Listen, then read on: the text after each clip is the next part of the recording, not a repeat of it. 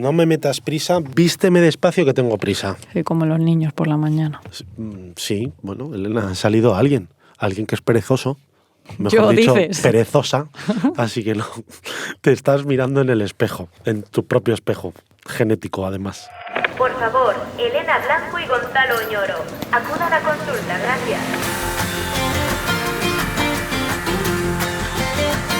Aquí comienza Sin Cita Previa, con dos pediatras en casa, un podcast de Aveslas.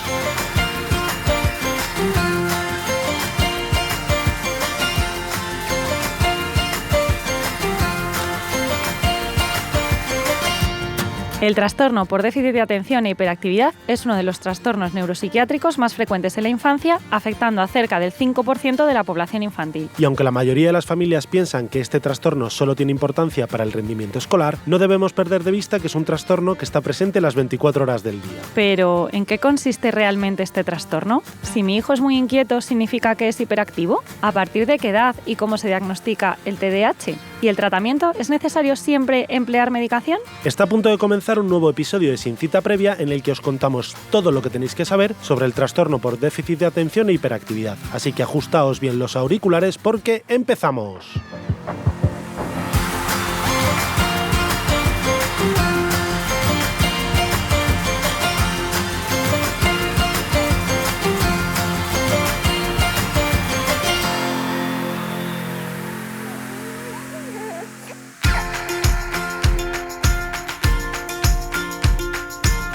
Bienvenidos una semana más a este podcast Sin Cita Previa. Ya estamos aquí. ¿Qué tal, Elena? Muy bien, muy contenta. Sí, hoy tenemos un súper episodio.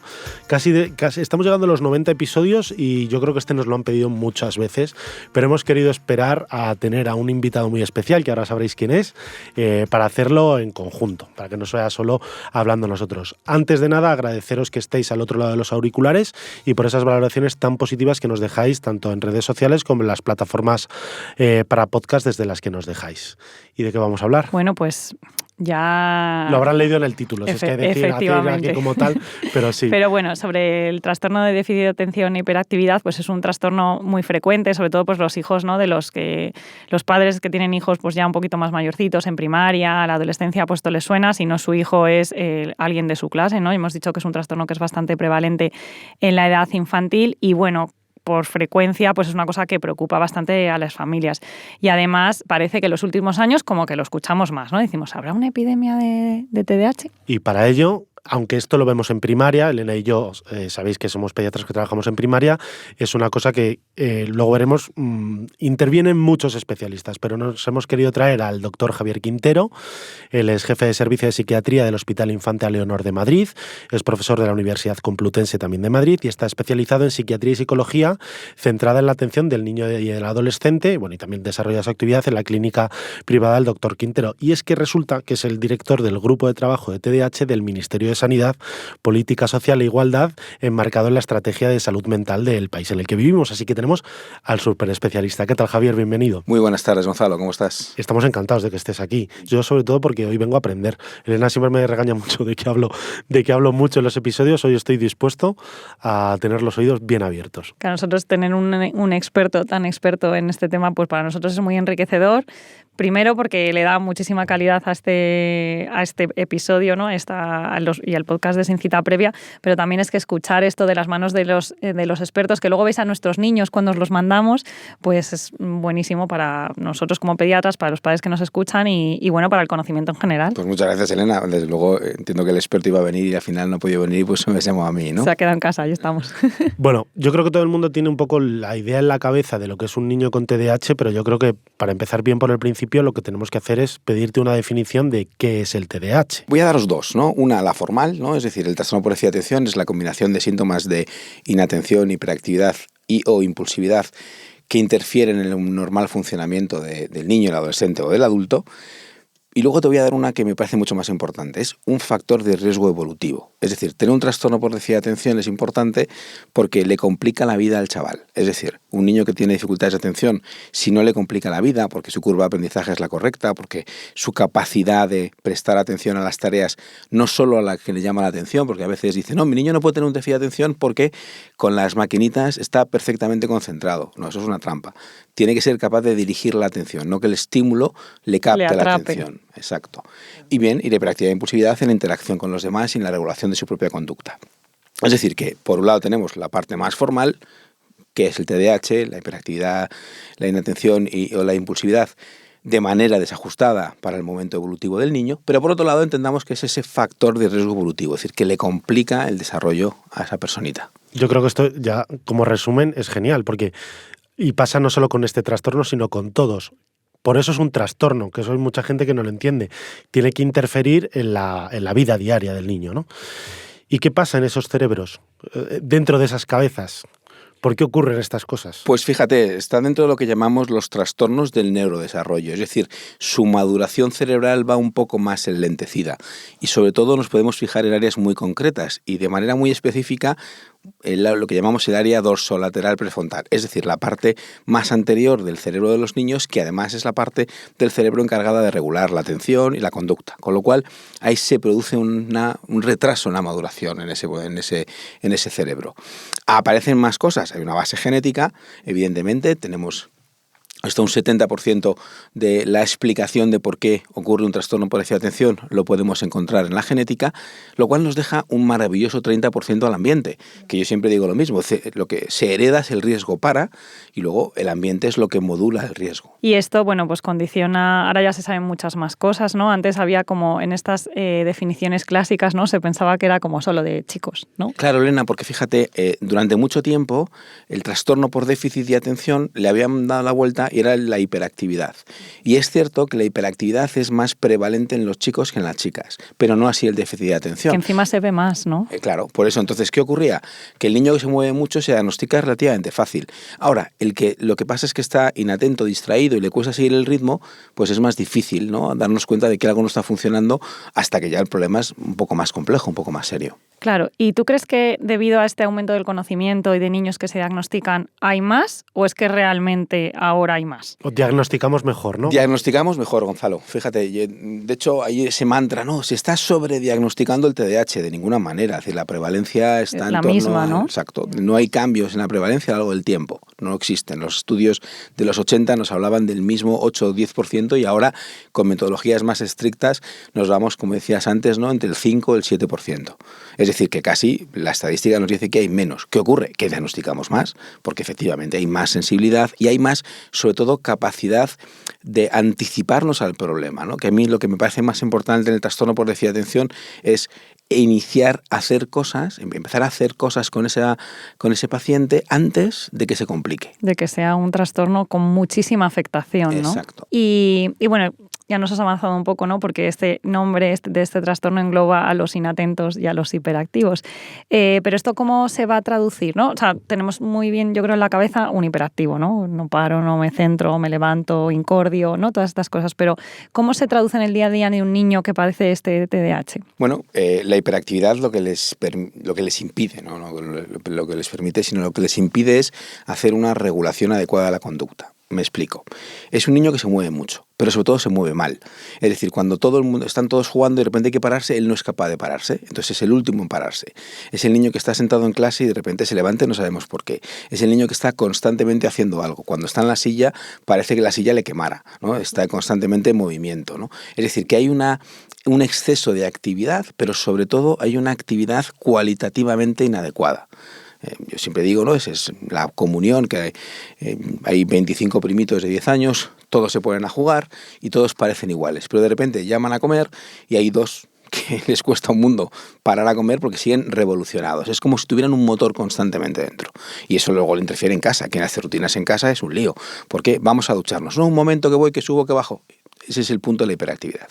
¿Dónde está la inatención? La inatención lo que hace es que interfiere en la capacidad de prestar atención. de repente, prestar atención, claro, él lo puede hacer, lo comentábamos antes, a un estímulo que sea muy intenso, que le robe la atención, ¿no? Es decir, toda la tecnología gira en torno a una cantidad de estímulos de alta intensidad que nos captan la atención. Pues imaginaros a un niño, a una niña, ¿no?, con dificultades atencionales, como esta situación, ¿no?, de las pantallas, los móviles, las tablets, de repente, ¿no?, que hay un montón de tíos listos con gafas en Silicon Valley pensando cómo pueden mejorar aquello para captar más la atención, digamos, de la gente que de alguna forma no tiene una dificultad atencional.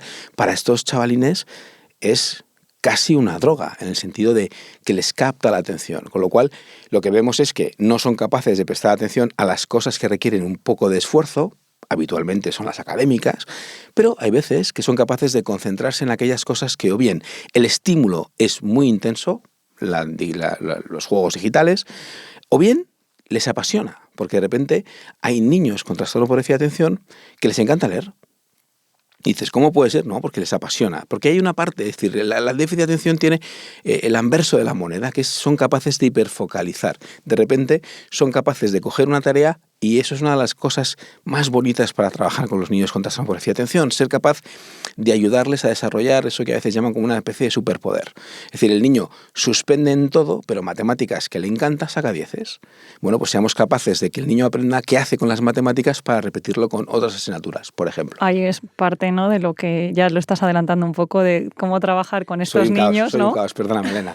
No, está fenomenal, pero es que en realidad, a ver, que esto es una conversación, ¿no?, pero lo importante, y claro, ahí también supongo que estos niños tienen más riesgo de caer en la adicción a las tecnologías. Sin duda, tienen ese puntito donde les cuesta más, ¿no?, esa relación sana con las pantallas, es más complicada para ellos, precisamente porque son estímulos de alta intensidad, con lo cual para ellos el esfuerzo para prestar atención a esa tarea es significativamente menor que la vida real, y eso pues efectivamente les complica un poco más. Y también entiendo que unos padres, ¿no?, un niño que no para quieto, pero que le pones el móvil y dices, ¡ay, qué descanso!, ¿no? También es un poco...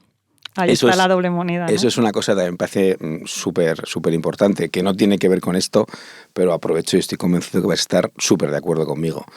A mí me duele en el alma cuando vas a un restaurante y ves una pareja y al lado un niño de 3, 4 años, mamá y papá charlando, y el niño con una tablet a 20 centímetros del ojo dándole con el dedo. Ese cerebro hay que darle oportunidades. Cuando hablábamos, no quiere decir que haya una relación entre la precocidad del uso de tecnologías y el trastorno por déficit de atención, pero desde luego cuando hablábamos de esa parte de genética que es predisponente, esa parte de ambiente, eso, desde luego, está ensombreciendo. Si la predisposición en ese niño es a tener un trastorno por déficit de atención, le estamos facilitando ese riesgo. Claro, eso hicimos también un episodio sobre ese tema. Sí. Y bueno, también, o en el supermercado, ¿no? A veces haciendo la compra como para que el niño no moleste, la importancia de no exponer a los niños súper pequeñitos a estas cosas, pero cómo puedes, ¿no? Lo que tú dices, tienes una base genética y sumas factores que pueden desencadenar este trastorno, que hay niños que pues realmente tienen grandes dificultades en su etapa escolar y a lo largo de toda su vida, porque esto es una cosa para siempre, ¿no? Un trastorno del neurodesarrollo. Y que en el fondo, lo has dicho al principio, que en el fondo es un trastorno para toda la vida. Y los pediatras lo solemos ver en los niños pequeños, que para eso somos pediatras, y sobre todo en el entorno, el motivo de consulta para nosotros suele ser el fracaso escolar. O sea, que dicen, es que en el colegio no va bien, pero yo creo que es muy importante lo que has dicho, que al final es un trastorno que está 24 horas al día y que no solo es la importancia, que luego se verá en el tratamiento, ¿no?, de tener que tratar a esos niños que tienen fracaso escolar por un TDAH, ¿no? No solo el objetivo tiene que ser que aprueben, por decirlo de alguna manera, sino que tengan adaptadas sus 24 horas. Y fíjate, Gonzalo, yo me gustaría puntualizar ese punto, ¿no?, porque es súper importante. Como aprueba, no es un problema. Eso es. No.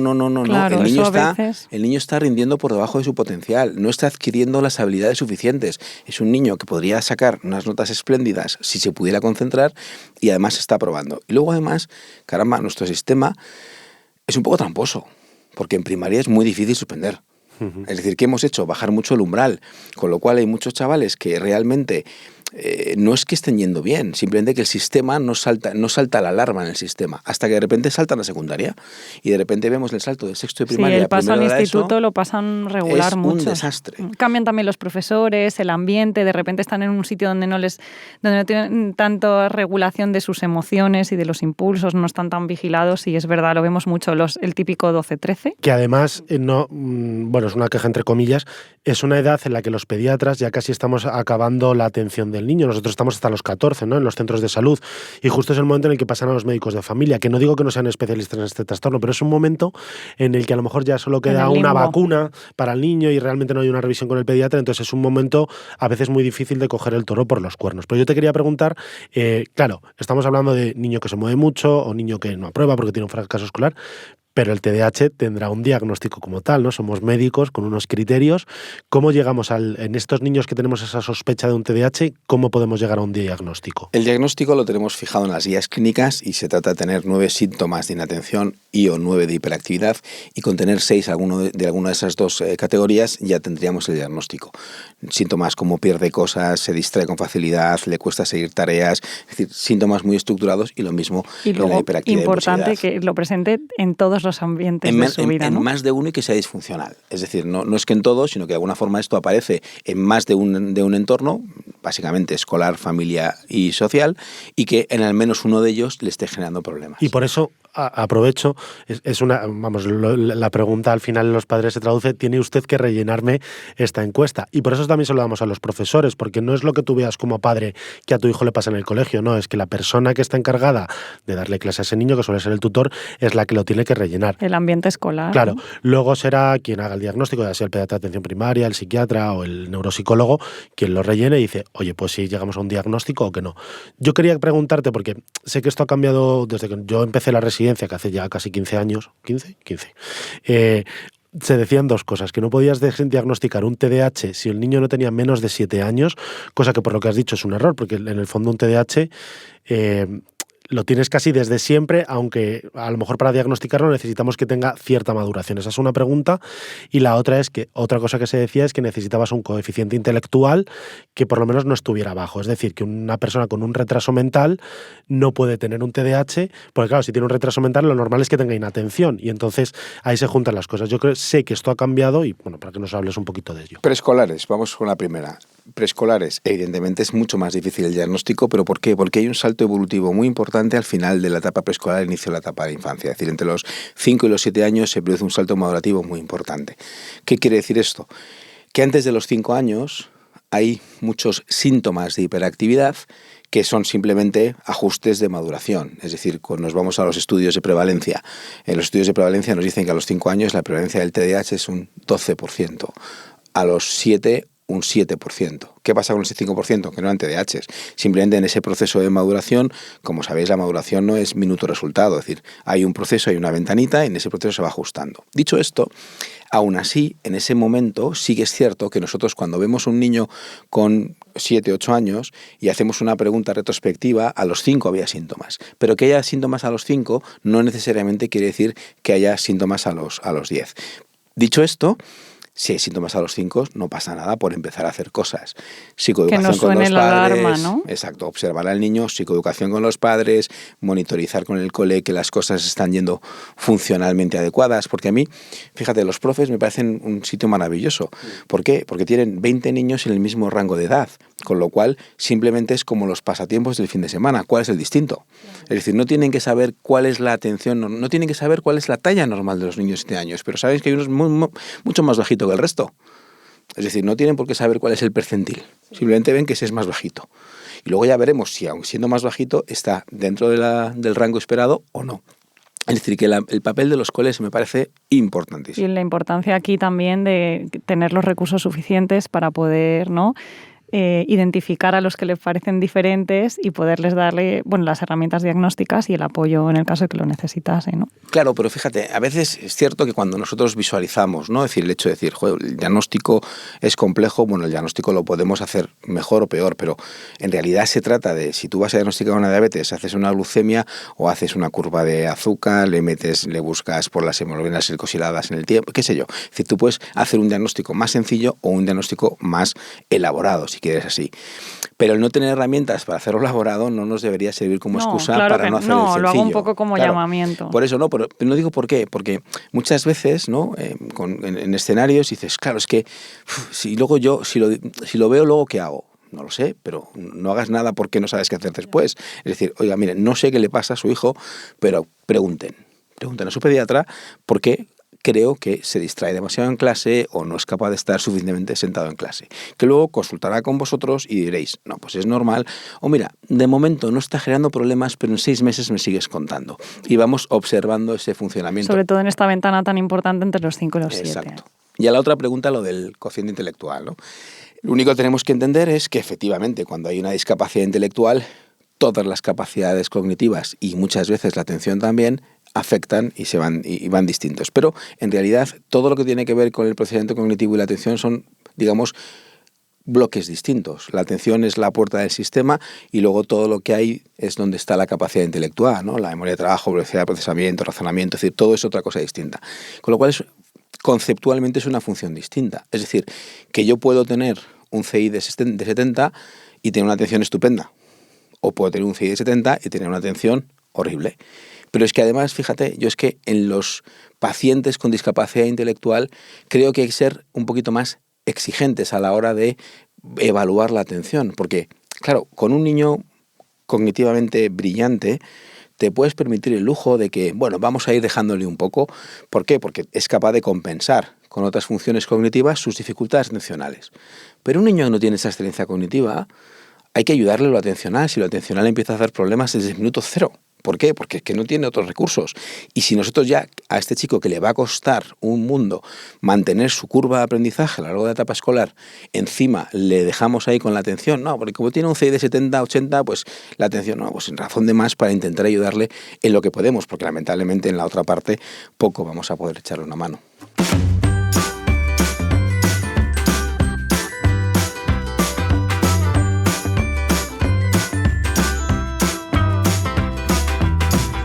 Pediconsejo. Recuerda que TDAH es un trastorno que está presente las 24 horas del día, por lo que las intervenciones deben ser globales y no solo destinadas a mejorar el rendimiento escolar del niño.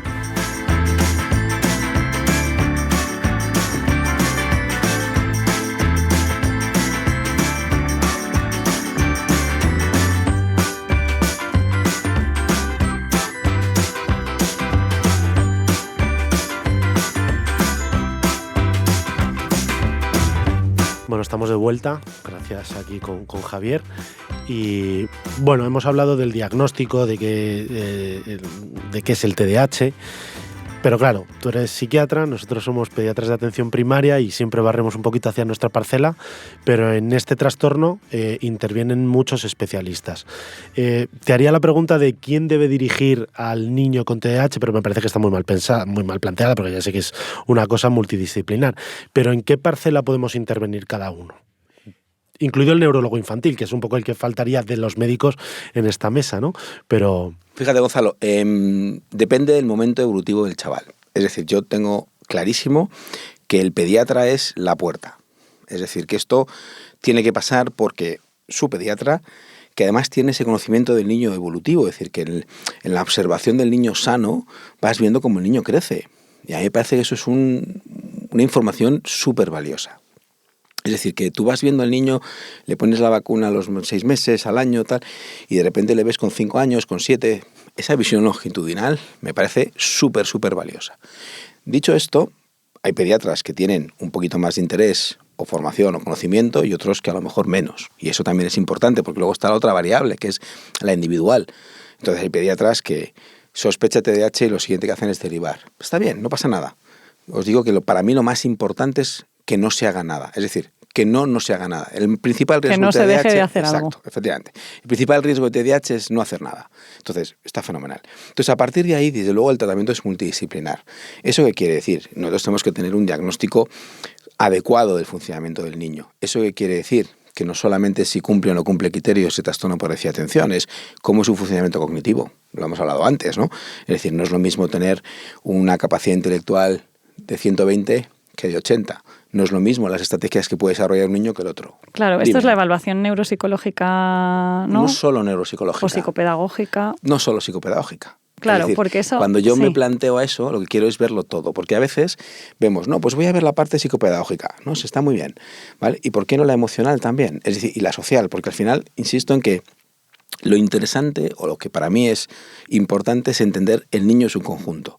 No si tiene un TDAH, sino tiene un TDAH, qué estrategias puede tener para compensarlas, cuál es el impacto emocional o no de esas dificultades que lleva en la mochila. Oye, ¿cómo es su curva de aprendizaje? Por otro lado, oye, las habilidades sociales, ¿cómo están? Es decir, oye, ¿y el funcionamiento familiar? Es que son pilares muy importantes, porque lo que nosotros queremos, y vuelvo al principio, es minimizar ese factor de riesgo evolutivo que es el TDAH. Es decir, si yo solo me centro en el trastorno por déficit de atención, está bien, es mucho mejor que no hacer nada, pero estoy dejando de observar otras cosas que son importantes en la evolución del niño. Entonces, evidentemente el diagnóstico es clave, lo que decíamos antes, lo que es el trastorno por déficit de atención. ¿Qué factores tengo para compensar? Oye, ¿y qué factores me están aquí complicando la existencia? De nuevo, no es lo mismo 120 que 80 de CI. Oye, no es lo mismo un chaval con un TDAH, hijo único, con una familia organizada, que el quinto de 5 con una familia que es un caos, con un grupo de amigos en el cole que está súper integrado, que está solo en el patio, que vive con angustia cada día que tiene que acometer un examen, una evaluación, que en ese sentido el tío lo afronta fenomenal. Es decir, hay muchísimas variables que debemos tener en cuenta a la hora de poder decidir cuál es la necesidad en ese tratamiento multimodal, que es ni más ni menos que la combinación de todos los recursos que tenemos adecuadas a las necesidades de ese niño. Yo creo que le nacía la pregunta porque muchas veces nos llegan, como las entre comillas, dificultades, derivados sí, del colegio, porque nos llegan y dicen, no, es que mira, el niño va muy mal y me han dicho en el colegio que creen que es un TDAH, para que me mandes al neurólogo. porque y es va como, más rápido. Vale, el neurólogo puede ser importante que lo vea, porque además hay síndromes que pueden tener TDAH y puede hacer un diagnóstico, pero el neurólogo es un pediatra y como pediatra no está capacitado en principio para hacer una evaluación neuropsicológica, o sea que yo por lo menos lo veo súper importante, que todo ese CI, toda esa evaluación de tal, al menos yo como pediatra no nos han formado para ello, es a lo que me refiero, y por eso es multidisciplinar, o sea, un neurólogo y un psiquiatra yo creo que también se tiene que apoyar en esos documentos que normalmente son neuropsicológicos para poder hacer una visión global de en qué parcelas les influye. Claro, no, sí, yo me refería un poco a las dificultades que una familia tiene cuando en el colegio les exponen ese problema, porque suele ser, o sea, a veces tú los ves desde pequeños, es que ya lo veíamos viniendo, ahora ha empezado el cole y también me lo han dicho, bueno, eso es como el más fácil a lo mejor, pero muchas veces vienen, como dice Gonzalo, diciendo, es que creen en el colegio que tienen, entonces como las dificultades que nos encontramos los padres y nosotros los pediatras, que somos lo que tú dices, la puerta de entrada, ¿no? Porque está claro que todo es necesario, seguramente si falta algo no es suficiente, ¿no? Porque luego depende de todas las parcelas afectadas de su vida por este trastorno, pues será mejor recomendado un tratamiento u otro, ¿no? Pero cómo poder, o sea, nosotros como pediatras y tú como psiquiatra que los recibes, ¿crees que desde el principio todos los niños los tenéis que ver todos? Si un niño tiene más afectada un área u otra, ¿será mejor que lo vean primero unos o primero otros? ¿O siempre van a necesitar terapia o tratamiento farmacológico? Un poco iba por ahí. En medicina nada es nunca ni siempre, sí. ¿No? Eso es importante. Entonces, al final, ¿qué ocurre? Mira, venía antes, os comentaba lo de la presentación de la guía de primaria, donde hemos intentado definir un marco, ¿no? En la Comunidad de Madrid, esto cómo hacerlo. Y hemos tardado tiempo en llegar a acuerdos que, bueno, pues hay muchas cosas que se solapan, ¿no? Porque al final lo importante es un equipo multidisciplinar que sea capaz de atenderlo. Es decir, esto no va de un profesional muy bueno. Esto va de que alguien sea capaz de tener la capacidad de saber qué sé hacer, qué no sé hacer y quién me va a compensar o me va a cubrir el resto de las carencias. La pregunta, ¿qué hacen los padres muchas veces? Bueno, pues perdidos, buscan, ¿no?, quién le pueda evaluar. Mi recomendación es busquen a alguien que le pueda evaluar y tratar después. Porque es muy fácil, ¿no? En un informe hago una evaluación, marco unas cosas y se lo paso a un tercero. No, en medicina lo importante es asumir lo que viene después. El diagnóstico es clave para hacer un buen tratamiento. Pero es que me ha pasado muchas veces, ¿no?, que llegaban los padres, ¿no?, con un informe súper elaborado, ¿no?, muchas páginas y demás, y de repente decía, no, es que hemos estado, lo han evaluado y lo traigo para que lo tratéis vosotros. Y pues, ¿lo tratemos de qué? de lo que dicen estos, y yo me lo creo, seguro que está bien. Pero si está tan claro, ¿por qué no lo tratan? No, pues que busquen un sitio que sean capaces de evaluar y tratar. Porque si no, me he encontrado con situaciones esperpénticas en las cuales habían hecho una evaluación maravillosa que, bueno, no coincidíamos mucho con esto, y luego además pasaban el caso a otro entorno para que de alguna forma hicieran lo que ellos pensaban que había que hacer, que encima no estaba bien planteado. No es lo mismo cuando tú asumes las consecuencias de tu diagnóstico porque lo has estructurado lo que vas a hacer después, que decirle a otro, haz esto, a ver qué pasa. Entiendo que se ha pasado un montón de veces, ¿no? Que llega la madre con el informe del psicólogo de turno para decirte, Gonzalo, me ha dicho el psicólogo que le pongas medicación a este niño. ¿Perdón? ¿Cómo es esto? No, es que, si no sabe qué hacer, a lo mejor la respuesta no es que le pongas medicación. Y encima ya casi te dicen hasta qué medicación tienen que ponerle. Un poquito de orden, ¿no? Y tener claro el qué hacemos, para qué lo hacemos, ¿no? Y asumir de alguna forma que esto es... De verdad que es que hacerlo bien es mucho más fácil de lo que parece. Pero es que hacerlo mal también es más fácil de lo que parece. Y como he dicho antes, el principal riesgo del TDAH es no hacer nada, o que es peor aún, hacerlo mal, ¿no? Porque luego sí que entramos en el mundo también de las pseudoterapias. Y estos pilares de tratamiento, porque claro, has hablado de medicación, tratamiento psicológico, intervención psicopedagógica, todos estos son los pilares. Yo creo que ninguno tiene mayor importancia que otro, aunque a lo mejor alguno es más efectivo de forma individual. Yo creo que al mayor miedo que tienen los padres es al tratamiento farmacológico, que al fin y al cabo dicen, claro, yo voy a, entre comillas, medicar a mi hijo para que esté más atento. Realmente suena como muy mal, sobre todo cuando no hay, para padres que no... para que nos hables un poquito de los diferentes aspectos del tratamiento. Totalmente de acuerdo. ¿Qué es más importante? Pues depende de cada niño. Hay algunos donde claramente los aprendizaje no tienen ninguna importancia porque el chaval funciona fenomenal en ese aspecto. Hay otros donde la psicoterapia es importantísima porque empieza ya a evolucionar a ese trastorno de conducta oposicionista y empezamos a trabajar eso desde el minuto cero, o esto se va a complicar, hagamos lo que hagamos. Es decir, depende de cada chaval esos 4 pilares, ¿no? Lo farmacológico, lo psicoterapéutico, lo escolar y lo familiar, ¿no? Las 4 patas de la mesa. Son las 4 importantes, lo que pasa es que no siempre van a ser las 4 igual de importantes a lo largo del tiempo de cada uno de los pacientes. Dicho esto, ¿no? Lo psicopedagógico, lo psicológico, el cole me parece súper importante, medidas de adaptación en el aula, que no es hacer grandes cambios, simplemente es entender a ese carajillo que tenemos ahí que le cuesta, ponlo en primera fila, dale el examen por adelantado, asegúrate de que ha entendido lo que le estás preguntando, porque a veces le suspenden no porque no lo sepa, sino porque no ha entendido la pregunta. Y entonces, oye, asegúrate que pequeñas cosas que luego hace más cambian mucho la evolución del chaval. El chaval estudia, va al examen de historia, se lo sabe fenomenal y se equivoca, porque en vez del siglo XVI habla del XVII, suspende. Y entonces encima no lo entiende porque ha suspendido. Con lo que he estudiado voy y suspendo. No, entonces, y la parte emocional, claro, de eso es que ¿para qué estudio? Eso es un batacazo en la parte emocional, en la autoestima importante. Y dices, a la porra, ya no estudio. Claro. Total, no me sirve. Y el problema ha estado en que ha habido un pequeño error de atención que le ha hecho que todo lo demás vaya mal. O el típico chaval que hace el examen de matemáticas, hace un logaritmo maravilloso y al final 2 más 2, 5. Y el profe hace ras, todo suspendido. Y yo, espérate, míralo, si el chico sabe más matemáticas que tú, pero al final se ha equivocado en un detalle absurdo.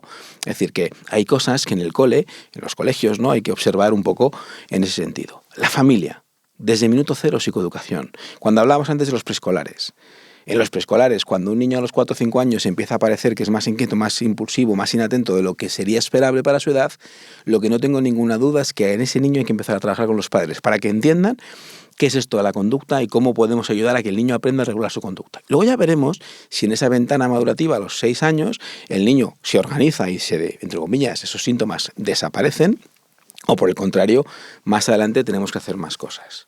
La parte psicológica, ¿no? Hay muchas opciones, ¿no? Pero dependiendo del chaval. La parte psicoterapéutica de un trastorno de conducta es fundamental, la parte de aprendizaje psicopedagógica en un niño con problemas de aprendizaje es clave. Y luego ya dejamos ahí el mundo de las cosas que no valen, que luego si quieres, Elena, lo comentamos. Vale. Y el punto final, Gonzalo, que me preguntabas es de lo farmacológico.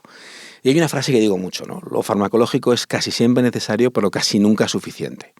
Es decir, esto no va de poner un fármaco, pero muchas veces, sí, entendiendo bien las características del niño, un fármaco puede ser determinante en cambiar la evolución. Es una palanca. Es decir, es la palanca sobre la cual luego podemos hacer un apoyo y cambiar el funcionamiento del chaval. Y para eso hay que entenderlo, entender qué le ocurre y qué queremos cambiar. Porque hay muchas opciones. Hay una muy conocida, que es probablemente la más utilizada, que es segura, eficaz y que de alguna forma es de muy fácil manejo, que es la que seguro que todos los oyentes están pensando en ella. Pero hay más opciones. Solo con indicación en España hay 4 principios activos con no sé cuántas derivadas, ¿no? Es decir, pero todo pasa por entender qué quiero cambiar y cómo. Y luego, no se queden con la duda. Oiga, es que a mí me han dicho que si toma medicación se le va a poner el pelo verde. No, hombre, eso no es así. Es decir, que muchas veces, ¿no?, nos vamos a las redes, a internet, y entonces se empiezan a leer muchas inexactitudes, por no decir tonterías, sobre lo farmacológico. Háblenlo con su pediatra. Si su pediatra le ha dicho que tiene que tomar esto, por qué, para qué y cómo, probablemente él tenga toda la información de los riesgos y de alguna forma de las ventajas de utilizar un tratamiento farmacológico. Me ha quedado clarísimo que la intervención tiene que ser a todos los niveles y lo que necesite en cada momento. Claro, ¿vale? Que no va a ser siempre, o sea, no podemos encasillar a todos la misma medicación, todos el mismo tratamiento, no, cada uno con sus necesidades y con la parcela que tengan más afectada, 1, 2, 3 o todas, ¿no? Y ya por último, yo quería preguntarte un poco, que lo has hablado del trastorno posicionista desafiante o desafiante posicionista, las comorbilidades que tienen estos chavales, ¿no? Porque no es solo el TDAH, sino yo creo que también tiene más riesgo de depresión, tiene más riesgo de este otro tipo de trastornos y por eso la importancia de tratarlos desde el principio. Pero fíjate, decía antes, ¿no? Y vuelvo al principio para explicaros el porqué. TDAH, lo que os explicaba del trastorno, que es un factor de riesgo evolutivo. Y ese es el punto clave. Es decir, que lo que empieza siendo inatención, hiperactividad e impulsividad, simplemente, si no hacemos nada, esto va a afectar al rendimiento escolar, a su curva de aprendizaje, y vamos a tener un problema de aprendizaje que luego podrá evolucionar hacia un fracaso escolar con todo lo que complica emocional y socialmente tener un fracaso escolar. Pero es que además ese niño que se esfuerza no lo consigue y encima recibe un feedback negativo constante, lo que va a quedar generando es una merma notable en sus emociones, en autoestima. Con lo cual abrimos ahí una puerta maravillosa para el riesgo de trastornos emocionales, ansiedad y depresión. Pero es que además, ¿qué ocurre? Que su hiperactividad e impulsividad, ¿qué hace? Que está constantemente recibiendo del entorno, eres un trastorno, paras quieto, tal. Entonces al final, ¿qué haces? Vas condicionando una disregulación en la conducta que evoluciona hacia un trastorno posicionista, que con el tiempo, ese trastorno posicionista en la adolescencia tiene mucho riesgo de complicarse mucho más con un trastorno más serio de conducta y eso abrirá una puerta muy inquietante hacia el consumo de drogas. Es decir, que lo que solo es inatención, hiperactividad e impulsividad a los 6 años puede ser muchísimas cosas y casi ninguna buena a los 16. O sea, que ojo, muy importante, caer, si hay una mínima duda, comentarlo en la consulta del pediatra, ¿no? Que somos, siempre hemos dicho, los profesionales más accesibles para todas las familias, todos los pacientes, todos los niños tienen un pediatra. Tenéis esa visión longitudinal, porque una de las cosas que es súper importante en el diagnóstico diferencial es que un niño que hasta los 8 años era ordenado, funcionaba fenomenal, cero inquietud, súper atento y demás, y de repente a los 9 años empieza a tener una inquietud irritable, con cambios atencionales. Y dices, es un TDAH, espera, vamos a entender qué ha pasado, porque el TDAH no surge de un día para otro. Y vosotros, que es vuestro niño, le lleváis viendo desde hace 8 años en la consulta, y dices, bueno, es que ha dicho el cole que es un TDAH. No, el cole puede decir lo que quieras, pero este niño me sorprende que ahora me digas que es inatento. Es decir, hay que explorar el diagnóstico diferencial. Eso es, de otras opciones. Y bueno, ya lo último, que lo has dejado un poco caer y no nos podemos ya entretener mucho más, pero el riesgo de caer en lo de las pseudoterapias, ¿no? Cuando unos padres tienen un niño con un diagnóstico, un trastorno del neurodesarrollo, que se les explica muy bien que esto es una cosa con la que han nacido, con la que hay que convivir y con la que hay que ayudarles a que tengan una vida pues lo más normal para que sean felices, ¿no? Que tengan su vida y su independencia y tal, pues el riesgo que tienen las familias pues de buscar terapias, no, esto seguro que se tiene que, alguien me lo cura, ¿no? Y fíjate, peor aún, ¿no? Es decir, que de alguna forma caemos en el buenismo, ¿no? De empezar a hacer cosas, ¿no? Pues ha habido temporadas, ¿no? De mucha publicidad en hacer determinadas cosas que decían que mejoraban cosas, ¿no? Yo siempre digo lo mismo, es decir, Cuando dicen, ¿tú qué opinas? Diciendo, ¿dónde está publicado que esto vale? ¿Quién ha hecho un estudio? No, porque yo tengo una experiencia, he ido a fulanito, entonces va a hacer no sé qué, porque me ha dicho que va a hacer no sé qué de reflejos, qué tal. No, vamos a ver, eso donde está publicado que tiene algún tipo de validez. O sea, no pido una American Journal, no, simplemente un artículo que me diga que esto realmente funciona. No, pero tiene toda la lógica, ¿no? Si lo lógico es... Pero, o sea, yo creo que la evidencia es clave a la hora de tomar decisiones en lo que vamos a hacer, porque... Decíamos antes, tan malo es no hacer nada como hacer cosas que no sirven. Porque luego ese niño se ha estado Hemos perdido el tiempo, a lo mejor, haciendo ¿no? cosas que eran ineficientes, ineficaces, y el niño dice, estoy hasta las narices ya, dejarme en paz. O sea, estoy ya de profesionales de esto, a mí dejarme con mi atención, que yo me entretengo solo. O sea, que la importancia de la evidencia científica es para algo está, ¿no? Absolutamente. Y ante la duda, pues consultar con el pediatra que oye, me han dicho que esto cerca. funciona para... Entonces, un pediatra lo podrá saber o no, pero si no se coge, va a su referencia bibliográfica diciendo, pues chica, yo no veo que esto tenga ninguna evidencia de que dicen que sirve para esto, ¿no? Bueno, pues nada, doctor Javier Quintero, muchísimas gracias. Muchísimas gracias a Hemos vosotros. aprendido muchísimo, Gonzalo, ¿verdad? Sí, la verdad es que sí. Sí, ha sido un gustazo escucharte. Estás invitadísimo a volver a estos micrófonos. Y ahora, pues bueno, te dejamos a tu momento para lo que quieras decir a nuestros oyentes. Bueno, no simplemente eso, ¿no? Yo creo que cuando uno tiene la sospecha, ¿no? Es decir, ante la duda hay que consultar. Es decir, muchas veces la pregunta es decir, ¿cuándo hay que consultar? Por si tiene o no tiene. ¿Dónde está el umbral? ¿En la duda? Oye, no lo sé. Pues voy y pregunto a alguien. Y en ese sentido yo creo que son los pediatras o su pediatra de cabecera o de referencia la persona idónea, ¿no? Es decir, el niño tiene fiebre. ¿Es normal o no es normal? No se queda con la duda, ¿no? Pues, oye, tiene 37,5, no pasa nada. No tiene 40, no, vamos a entender qué ocurre, ¿no? Y eso es el pediatra, al final, el que va a tener ese primer filtro. Luego, a partir de ahí, hacer cosas que tengan sentido. Buscar a alguien que sea capaz de evaluar, un equipo que sea capaz de entender a ese niño, a esa niña, y que sea capaz de asumirlo después. Diagnosticar para no hacer nada es como castillos de fuegos artificiales. Es decir, a mí me crispa mucho cuando llegan con informes súper estudiados y tal, han hecho de todo, y ¿por qué no lo siguen? No, es que eso ellos no lo tratan. Pues entonces, si no tratas lo que diagnosticas, ¿qué tratas, hijo? Bien, entonces busquemos en ese sentido una continuidad. Y luego, si vamos entendiendo la evolución del niño, seremos capaces de minimizar ese riesgo evolutivo. Y no solo conseguiremos que tenga un desarrollo estupendo, sino que efectivamente además sean felices, que esa es la clave de todo esto. Pues nada, muchas gracias, Javier. Muchas gracias a vosotros.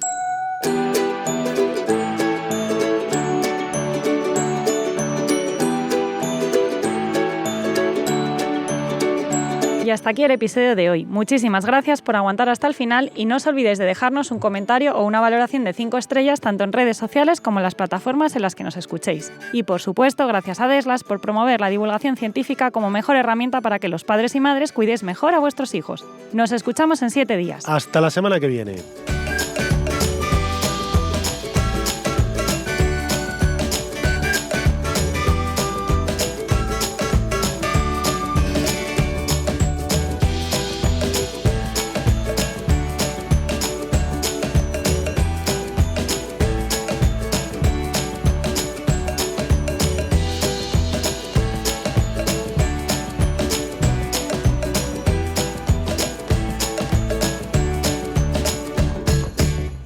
La cultura es lo que en la muerte continúa siendo la vida. André Malraux, Dixit.